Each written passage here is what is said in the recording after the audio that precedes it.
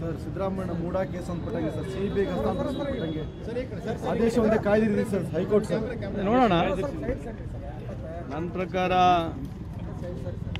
ನಂಬಿಕೆ ಇದೆ, ನ್ಯಾಯಾಂಗದ ನಂಬಿಕೆ ಇದೆ.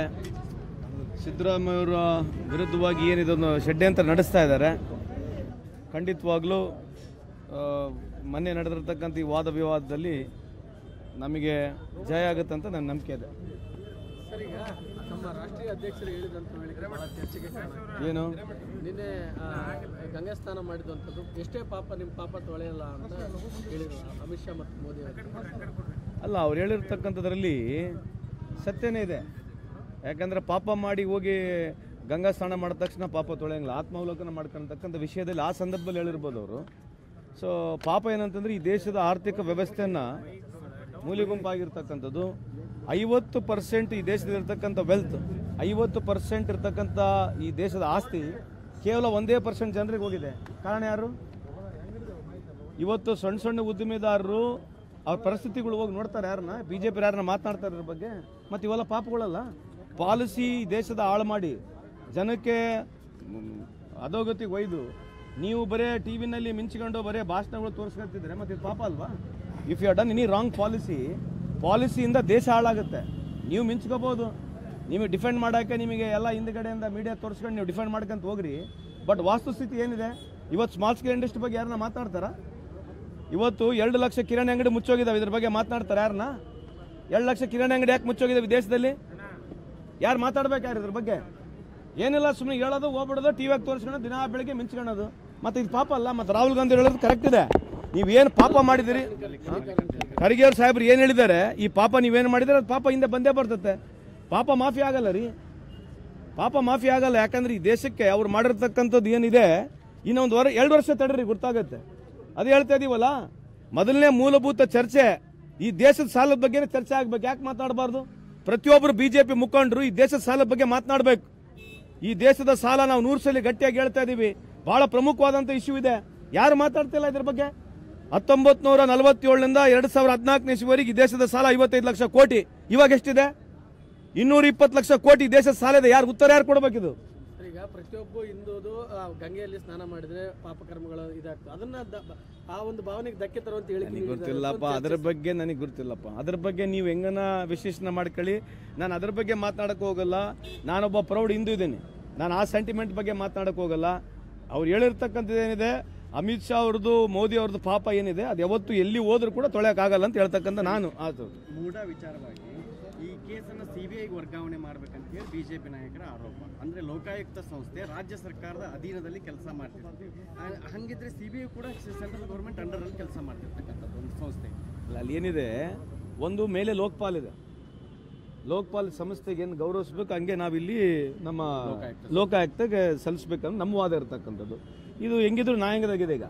ಸೊ ಅದು ಏನು ಚರ್ಚೆ ಆಗುತ್ತೆ ಏನಿಲ್ಲ, ಆಲ್ರೆಡಿ ಡಿಬೇಟ್ ಆಗಿಬಿಟ್ಟಿದೆ, ವಾದ ವಿವಾದಗಳು ಆಗ್ಬಿಟ್ಟಿದ್ದಾವೆ. So will have to wait. ನಾನು ಅದ್ರ ಬಗ್ಗೆ ಮಾತಾಡೋದಾಗ ಅರ್ಥನೇ ಇಲ್ಲ.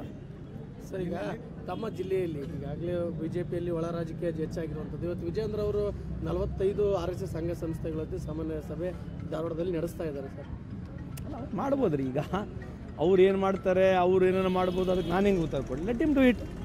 ಈಗ ಏನಾಗಿದೆ, ನಮ್ದು ಒಂದೇ ಒಂದು ರಿಕ್ವೆಸ್ಟು, ಈ ದೇಶದಲ್ಲಿ ಕಾಂಗ್ರೆಸ್ಸು BJP ಅನ್ನೋದಕ್ಕಿಂತ ಜಾಸ್ತಿ ಪ್ರೋಗ್ರಾಮ್ಸ್ ಬಗ್ಗೆ ಮಾತನಾಡೋಕ್ಕೆ ಸ್ಟಾರ್ಟ್ ಮಾಡಿದ್ರೆ, ಅಕೌಂಟಬಿಲಿಟಿ ಬಗ್ಗೆ ಸ್ಟಾರ್ಟ್ ಮಾಡಿದ್ರೆ ಹೊಸ ಗಾಳಿ, ಹೊಸ ಥರದ ರಾಜಕೀಯ ಬರಲಿಕ್ಕೆ ಆಗುತ್ತಂತ ನನ್ನ ವೈಯಕ್ತಿಕ ಅಭಿಪ್ರಾಯ.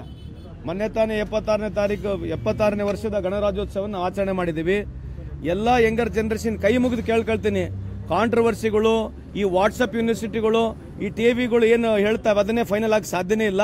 ನೀವು ಓದ್ಕೋಬೇಕು, ಅರ್ಥ ಮಾಡ್ಕೋಬೇಕು. ಯಾವುದೇ ರಾಜಕೀಯ ಪಕ್ಷಗಳು ಏನು ಮಾಡಿದಾವೆ ಪ್ರೋಗ್ರಾಮ್ಸ್ ಬೇಸ್ಡ್ ಮೇಲೆ ನೀವು ಮಾತನಾಡಿದ್ರೆ, ಪ್ರೋಗ್ರಾಮ್ಸ್ ವಿಚಾರಗಳನ್ನ ನೋಡಿದ್ರೆ ದೇಶಕ್ಕೆ ಅನುಕೂಲ ಆಗ್ತದೆ. ಯಾಕಂದ್ರೆ ಇದೇನು BJPಯವ್ರ ಸ್ವತ್ತಲ್ಲ, ಕಾಂಗ್ರೆಸ್ನವ್ರದ್ದು ಸ್ವತ್ತಲ್ಲ. ಈ ದೇಶ ಇದು ಪ್ರತಿಯೊಬ್ಬರದಿದೆ. 140 ಕೋಟಿ ಜನರ ಜವಾಬ್ದಾರಿ ಇರತಕ್ಕಂಥ ಈ ದೇಶ ಇದೆ. ಅವರಿಗೆ ನಾವು ಮನವರಿಕೆ ಮಾಡಬೇಕು. ಮುಂದಿನ ಭವಿಷ್ಯಕ್ಕೆ ಯಾವ ರೀತಿ ಇದೆ ಅಂತ ವಿಚಾರಗಳು ಬರಬೇಕನ್ನೋದು ನಿಮ್ಮ ಮುಖಾಂತರ ಆಗಲಿ ಅಂತ ನಿಮ್ಮ ಮುಖಾಂತರ ಕಳಕಳಿ ಮನವಿಯನ್ನು ಮಾಡ್ಕೊಳ್ತೀನಿ. ಇರಲಿ, ಬರುತ್ತೆ, ಅದೇ ಲೇಟ್ ಇದೆ, ಇನ್ನೊಂದು ತಿಂಗಳಾಗುತ್ತೆ ಬಜೆಟ್ನಲ್ಲಿ. ನೋಡೋಣ ಏನಿದೆ, ನೋಡೋಣ, ವೇಟ್ ಮಾಡಿ ನೋಡೋಣ. ನಿರೀಕ್ಷೆ ಏನಿದೆ, ಅದೇ ಡಬ್ಬ ಗುಲ್ಲೆ. ಸ್ಮಾಲ್ ಸ್ಕೇಲ್ ಇಂಡಸ್ಟ್ರಿ ಸಾಯ್ತಾ ಇದಾವೆ. ಅದೇ ಹೇಳ್ತಿದ್ದೀವಲ್ರಿ, ನಾನು ನಿಮಗೆ ಒಂದೇ ಒಂದು ಉದಾಹರಣೆ ಕೇಳೋದು, ಇಲ್ಲಿವರೆಗೆ ಸ್ಮಾಲ್ ಸ್ಕೇಲ್ ಇಂಡಸ್ಟ್ರಿ ದೇಶದಲ್ಲಿ ಏನಾಗಿದೆ ಅಂತ ಯಾರು ಮಾತನಾಡ್ತಾರಾ? ಯಾಕೆ ಮಾತನಾಡಬಾರ್ದು? ಬರೋದು ಅದೇ ಹಿಂದೂ ಮುಸ್ಲಿಮು ಹಿಂದೂ ಸೆಂಟಿಮೆಂಟ್ಸ್ಗಳು ಬಿಟ್ರೆ ಈ ದೇಶದಲ್ಲಿ ಇಲ್ಲಿವರೆಗೆ ಏನೇನಾಗಿದೆಯಾ? ಹೋಗ್ಲಿ, ಎಷ್ಟು ಹಿಂದೂಗಳು ಬಡತನ ರೇಖೆಯಿಂದ ಹೊರಗೆ ಬಂದಿದ್ದು ಯಾರು ಮಾತನಾಡ್ತಾರಾ? ನೀವು ಹಿಂದೂ ಅಲ್ವಾ? ನಮ್ಮ ಅಕ್ಕಪಕ್ಕ ಮನೆಗೆಲ್ಲ 100 ಮನೆಗಳಿದ್ರೆ 75-80 ಮನೆ ಹಿಂದೂಗಳಿದಾವೆ. ಏನು ಚೇಂಜ್ ಆಗೈತೆ? ನೀವು ಅದನ್ನೇ ಪ್ರಶ್ನೆ ಕೇಳ್ಬೋದಲ್ಲ. ನೀವು ಕೇಳಿ ಸರ್, ಹಿಂದೂ ಪರ ಬೆಳಗ್ಗಿನ ಸಾಯಂಕಾಲ ಮಾತನಾಡ್ತೀರಿ, ಇದು ಹಿಂದೂ ದೇಶನೇ, ಹಿಂದೂ ರಾಷ್ಟ್ರನೇ, ಹಿಂದೂಸ್ತಾನ ಅಂತ ನೀವು ಹೇಳ್ತೀರಿ. ಏನಾಗಿದೆ ಇದರದ್ದು? ಎಲ್ಲದ ಹಿಂದೂಗಳದ್ದು ಏನನ್ನ ಹೇಳ್ತಾರಾ? ಡೀಟೇಲ್ಸ್ ಅನ್ನು ಕೊಡ್ತಾರಾ?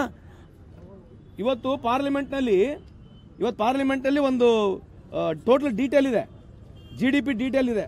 ಅದ್ರ ಬಗ್ಗೆ ಬರ್ತಾರ ಸ್ಪಷ್ಟೀಕರಣ ಕೊಡ್ತಾರಾ? GDPಯ ಗ್ರೋತ್ ಬಗ್ಗೆ ಯಾವ್ಯಾವ ಸಮಾಜಗಳು ಎಷ್ಟೆಷ್ಟು ಆರ್ಥಿಕವಾಗಿ ಮುಂದೆ ಬಂದಿರತಕ್ಕಂಥ ಒಂದು ರಿಪೋರ್ಟ್ ಇದೆ. ಅದ್ರ ಬಗ್ಗೆ ಚರ್ಚೆ ಮಾಡ್ತಾರೆ, ಕೇಳಿ ನೋಡ್ರಿ. ನೀವು ನೋಡ್ರಿ, ಇದು ಏನೋ ಅವ್ರ ಪಿಕ್ಚರ್ ಹೊಂಟತೆ ಓಡ್ಲಿ ಅಷ್ಟೇ. ಯಾರಪ್ಪ ಅಂದೇನೋ ಎಲ್ಲಮ್ಮನ ಜಾತ್ರೆ ಅಂತ ನಂಗೆ ಪಿಕ್ಚರ್ ಹೊಂಟತ್ ಬಿಜೆಪಿ ಅವ್ರದ್ದು. ದೇಶದ ಆರ್ಥಿಕ ಪರಿಸ್ಥಿತಿ ಇವತ್ತು ಅದು ಗಗನಕ್ಕೆ ಹೋಗಿದೆ, ಗಗನಕ್ಕೆ. ಇಲ್ಲಿ ಕಾಮನ್ ಮ್ಯಾನಿಗೆ ಬದುಕತಕ್ಕಂಥ ಸಾಧ್ಯತೆನೇ ಇಲ್ಲ.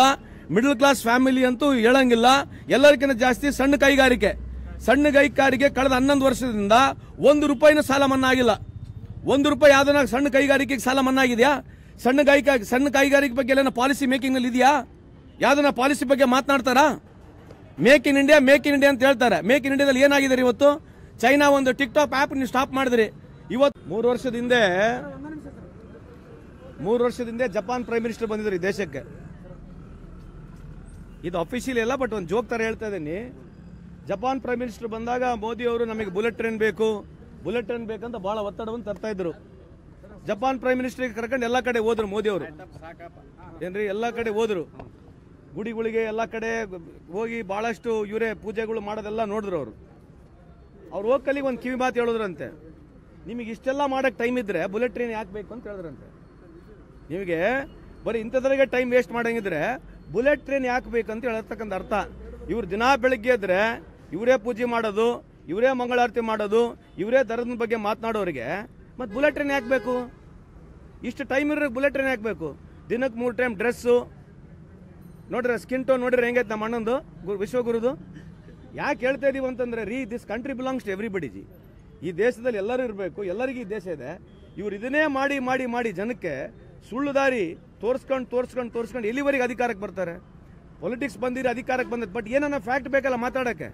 ದಿನ ಬೆಳಗ್ಗೆ ಇದ್ರೆ ಸುಳ್ಳು ಮಾತಾಡೋದು. ಅದಕ್ಕೆ ಜಪಾನ್ ಪ್ರೈಮ್ ಮಿನಿಸ್ಟರ್ ಬಂದು ನೋಡಿದಂತೆ, ಏನಯ್ಯ ನಿಮಗೆ ಇಷ್ಟೆಲ್ಲ ಮಾಡೋಕ್ಕೆ ಟೈಮ್ ಇದೆ, ನಿಮ್ಗೆ ಯಾಕೆ ಬುಲೆಟ್ ಟ್ರೈನ್ ಬೇಕಂತ ಹೇಳಿ ಬುಲೆಟ್ ಟ್ರೈನ್ ಇನ್ನೂ ಮಾಡಲಿಲ್ಲ ಅಂತ ನಿಮ್ಗೆ ಹೇಳ್ಬೇಕಂತ ಒಂದು ಮಾರಲ್ ಸ್ಟೋರಿ ಅಂತ ಹೇಳಕ್ಕೆ ಬಯಸ್ತೇನೆ.